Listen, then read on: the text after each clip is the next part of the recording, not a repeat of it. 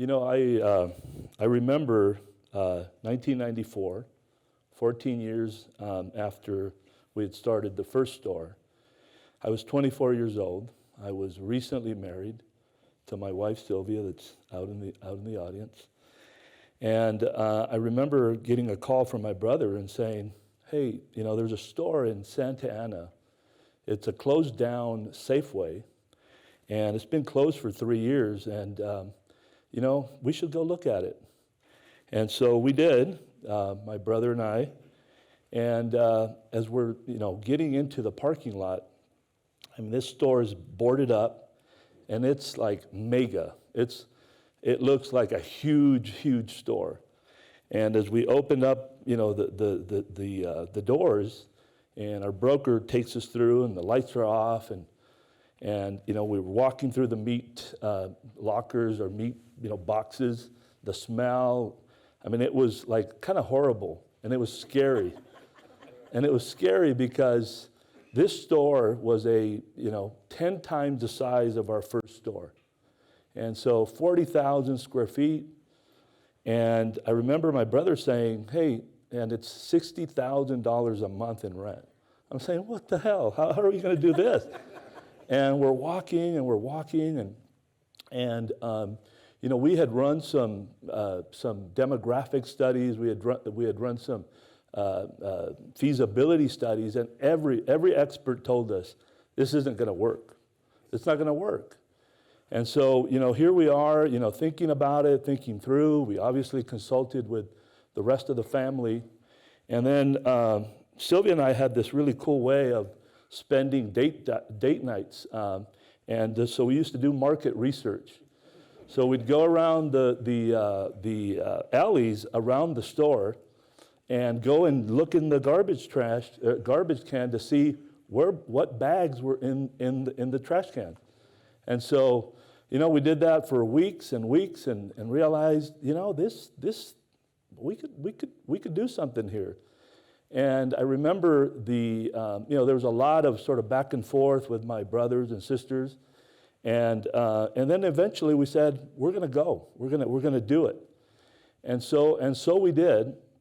And that was really the first grocery store that I ran. So again, I was 24 years old.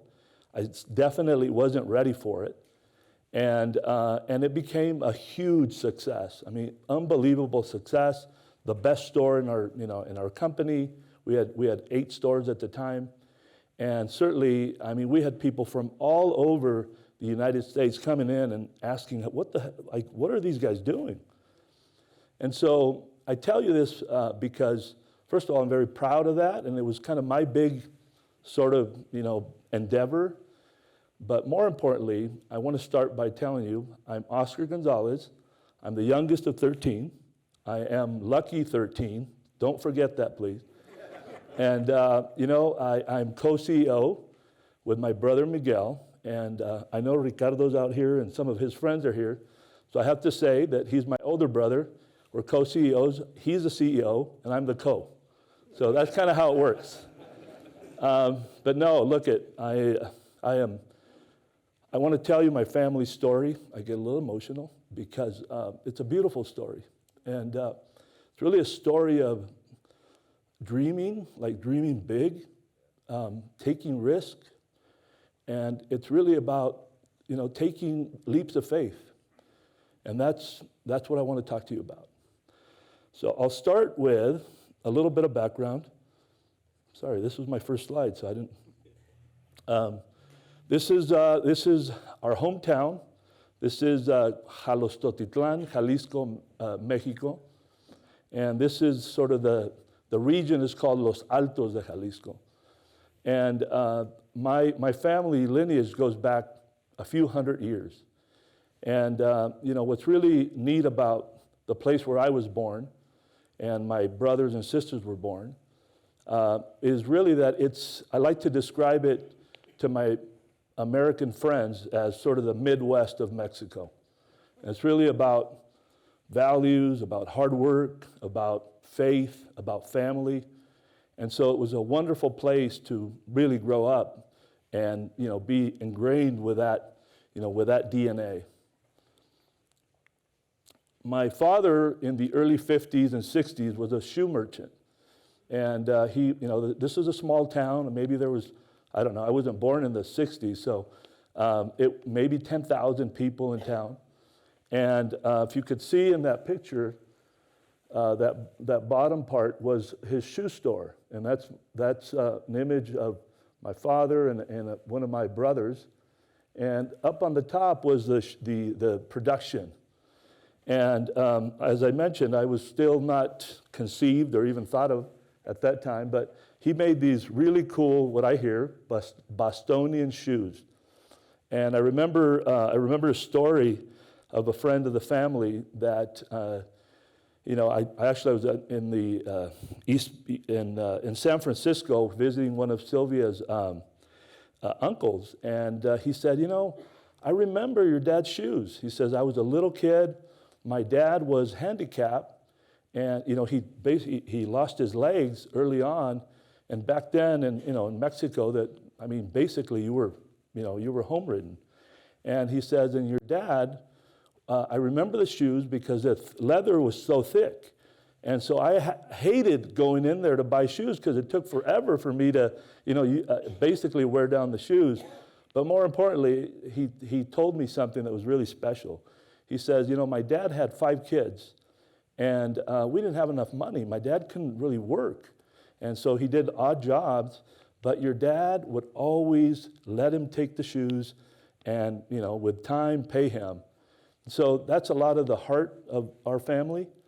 And so, the other thing that's really cool about sort of this story is, my father, my brothers and sisters all worked in this, my older brothers and sisters worked in this place. So they learned to become shoe apprentices. And so, as time went on, they worked in the shoe store. And really by sort of the late 50s, my dad, had 10 kids at that time. And so really, he started falling in sort of financial sort of hardship. And then eventually he had a fire in his shoe factory. And then frankly, with time, he fell into debt. And this is sort of where the odyssey sort of begins, because at that time, my dad, my mom, they made a decision to go to Mexico City to base it. He closed down his store, went into Mexico City. They just couldn't make it. From a small town to a huge, city, it was just daunting. And so they decided to come back to our town. And frankly, my dad was, just a man of integrity and hard work. And he realized, look, I could probably stay here and, figure out how to sort of put along, or, I'm going to make a decision. We're going to make a decision about my next slide, which is really the first sort of leap of faith. And this picture up top is the guy in the middle is my dad. The 2 kids on the side is my brother Ramon and Francisco, and they were, I believe, 18 and 17. And this is the rest of the kids. I'm still not in that picture, and neither is my brother Jesus. But how can I tell you this? I think, it was really clear that my dad couldn't really make it in his town. So my mother and my father, basically came to the conclusion and to the answer that they were going to, my dad was going to come to the United States with his 2 youngest boys, save enough money to come back and start his, pay off his debt and start the business again. And my mother would stay back to raise 9 kids. And so I'll tell you this, I'll caveat this by, they had never been separated. They were, inseparable. So it was a huge, huge, huge decision. And so it went. My brothers and sisters, my 2 oldest brothers, my dad came, my mom stayed back.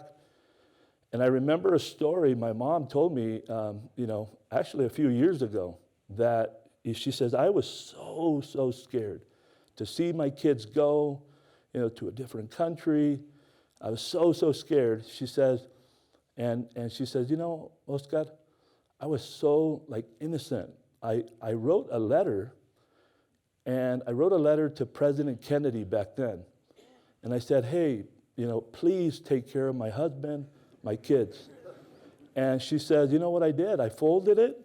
I put it under this image of the Virgin Mary that she had in her room. And she said, I'd pray every night. Every night I'd pray. And, I tell you this because in many ways that's our DNA. Our DNA is about, my family's DNA is about resilience. It's about resolve. It's about faith. And it's part of our journey. So this is a picture of the whole family. So 1976, my father had been in the United States for 10 years. He'd go back and visit and so on. My mother would also come to the United States and visit. But that was the first year that we were all reunited, the whole family. So, as I mentioned, I was born in 1970. And so I really didn't know my older brothers, and most of the younger kids didn't know the older brothers.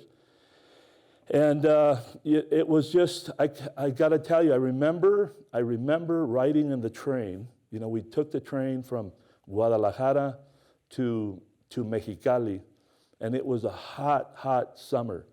And I remember going through every little town, riding the train, and the anticipation of we're going to get there. And then we finally get there, and, my brothers and their kids and their spouses are all waiting for us, and it was a cry fest. And remember my father at that time had already bought a home, so we got to the house. We'd never had a house, our own house. So he had a house, and I remember the smell of the paint. I remember, I don't think I had ever been in a carpet, like something like this.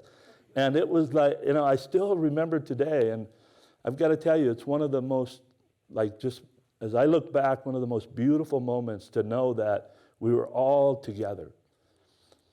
So this leads me to sort of the business journey. And business journey is really about, so this is a picture of our first store in the city of Anaheim. This is around a 4,000 square foot store. It was actually a liquor store. And I remember the conversation, so this is 1980, and I remember the conversation, and I remember my dad I believe he was 57 at the time. And my dad, for 10 years, had worked hard jobs. He was a dishwasher at the Biltmore Hotel. He worked in a factory. I mean, he was an incredibly hardworking man. And so by 1980, he had some equity in his home. And my brother Miguel and him, the whole family, but really, my dad, I remember a story Miguel tells me and says, look, I remember talking to my dad and saying, look, let's do it. Let's buy this store. And my dad saying, you know what? I don't want to lose everything again. This is too much of a risk. And my brother Miguel says, I told him, Dad, what's the worst thing that could happen? You can go back and work for the factory again. And so that was his sort of, that was it. And so the decision was made. My brother Miguel, my dad mortgaged their homes and took out equity.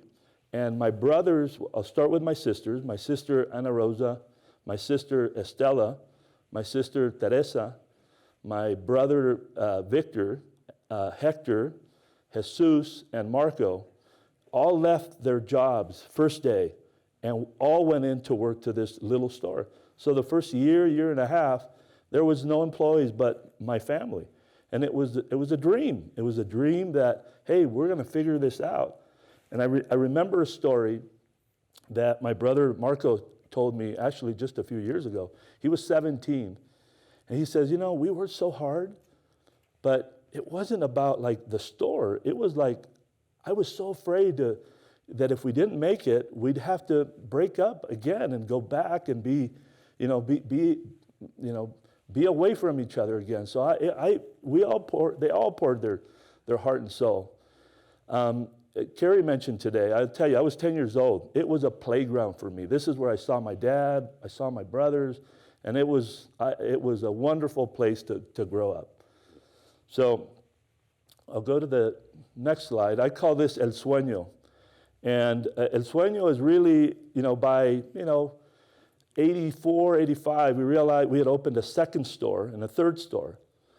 And I remember my brother Miguel, talking, to the family and so on, and saying, look, we should have a store for each sibling. And so remember I was number 13? So I was like, when the hell am I going to get my store?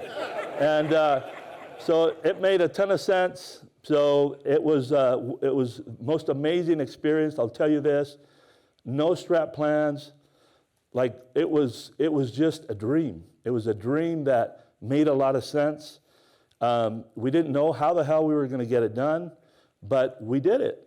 And we did it, and we realized that once we got there, the perspective is this. I think in the early 80s we had, maybe 150 employees.